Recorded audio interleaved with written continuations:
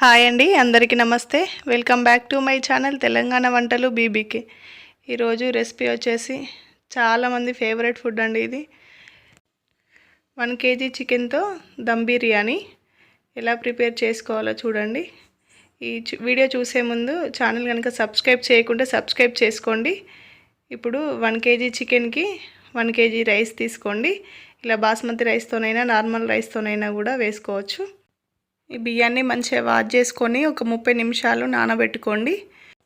ఇప్పుడు కచ్చా మసాలా తయారు చేసుకుందాం. దీనికి మసాలా దినుసులు సాజీరా 2 స్పూన్లు, ఒక 20 లవంగాలు, ఒక జాజికాయలో సగం ముక్క తీసుకోండి, ఒక 20 ఇలాచీలు, ఒక 2 పెద్ద సైజు దాల్చిన చెక్క తీసుకోండి. వీటన్నిటిని దంచుకొని కొంచెం బరకగా దంచుకొని పెట్టుకోండి. ఇప్పుడు ఒక కట్ట కొత్తిమీర, ఒక కట్ట పుదీనాను కూడా చిన్నగా కట్ చేసి పెట్టుకోండి. 2 నిమ్మకాయలని రసం తీసి పెట్టుకోండి. ఒక 5-6 పచ్చిమిర్చిని కట్ చేసి పెట్టుకోండి. ఇప్పుడు 1 kg చికెన్లోకి ఒక స్పూను, మనం ఇంట్లో వాడుకునే స్పూన్తోనే ఒక స్పూను ఎండుకారం వేసుకోండి. అదే స్పూన్తోని మరొక స్పూను సాల్ట్ వేసుకోండి. కొంచెం పెద్ద స్పూన్ తీసుకోండి. ఇలా ఒక స్పూన్ వేసుకోండి. ఇందులోనే 2 స్పూన్ల అల్లం వేసుకోండి. ఒక స్పూను పసుపు కూడా వేసుకోండి. మనం కట్ చేసి పెట్టుకున్న పచ్చిమిర్చి ముక్కల్ని వేసుకోండి. ఇప్పుడు 2 నిమ్మకాయలని జ్యూస్ తీసి పక్కన పెట్టుకున్నాం కదా, ఆ జ్యూస్ కూడా వేసుకోండి. ఇందులో ముందు తయారు చేసుకున్న కచ్చా మసాలా పౌడర్ని వేసుకోండి. ఇందులోనే ఒక చిన్న కప్పు నిండా ఆయిల్ వేసుకోండి. ఇలా కొద్దిగా అయితే సరిపోతుంది.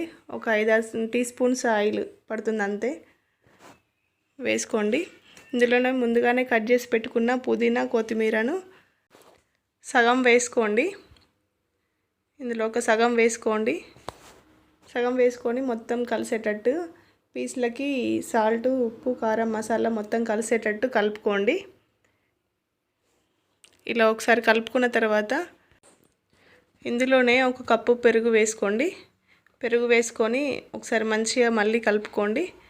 ఇలా కలుపుకొని ఒక 30 నిమిషాలు ఇలానే రెస్ట్ ఇవ్వండి.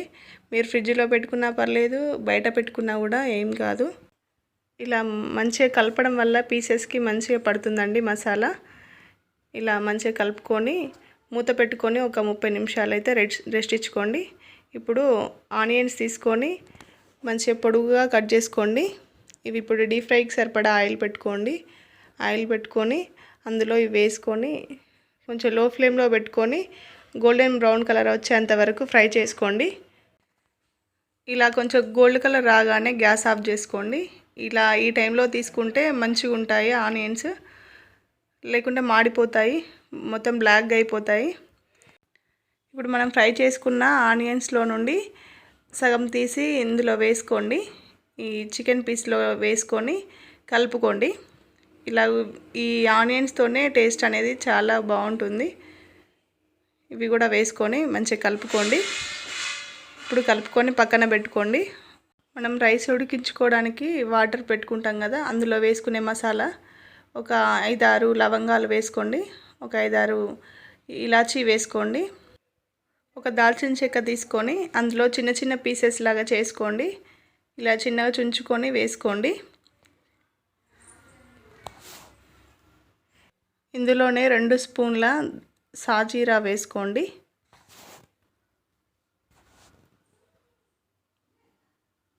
ఒక 4 బిర్యానీ ఆకు కూడా చిన్నగా పీసెస్ లాగా కట్ చేసి వేసుకోండి. ఇప్పుడు ఒక పెద్ద సైజులో ఉండే గిన్నెను పెట్టుకోండి. అందులో వాటర్ వేసుకోండి. వాటర్ క్వాంటిటీ అనేది కొంచెం చాలా పోసుకోవాలండి. ఇప్పుడు ఇందులోనే మనం చూపించిన మసాలా కూడా వేసుకోండి. రైస్ అనేది విడివిడిగా రావాలంటే ఇందులో ఆయిల్ వేసుకోండి. ఒక పావు నిండా వేసుకోండి.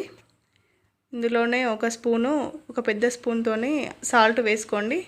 మీకు చికెన్లోను ఈ వాటర్లో వేసుకున్న సాల్ట్ మొత్తం పర్ఫెక్ట్గా సరిపోయేటట్టు వేసుకోండి. ఇందులోనే కొంచెం పుదీనా కొత్తిమీర కూడా వేసుకోండి. ఈ అన్నం అనేది ఉడికేటప్పుడు మంచి వైట్ కలర్లో రావాలి అంటే ఇందులో ఒక నిమ్మకాయని కట్ చేసి ఒక సగం వక్క నిమ్మకాయ రసాన్ని వేసుకోండి.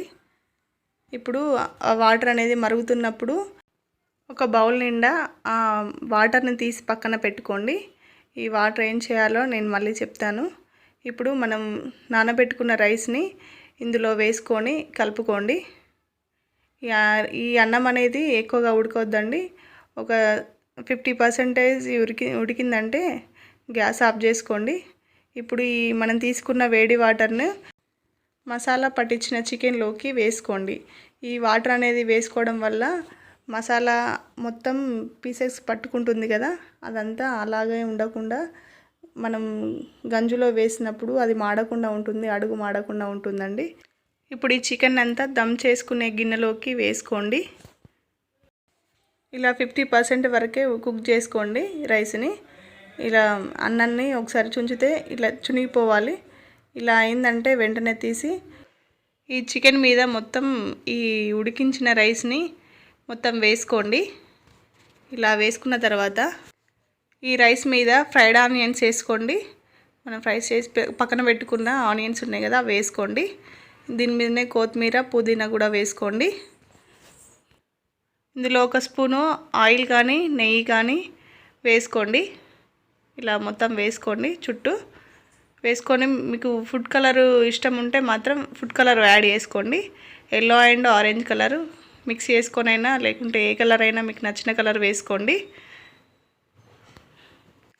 మూత పెట్టుకుంటాం కదా, దానికి మూత పెట్టుకున్నాక లోపల ఆవిరి బయటికి రాకుండా ఉండడానికి గోధుమ పిండిని ఇలా మొత్తం రోల్ చేసుకొని ఇలా ఎడ్జెస్కి మొత్తం పెట్టుకోండి.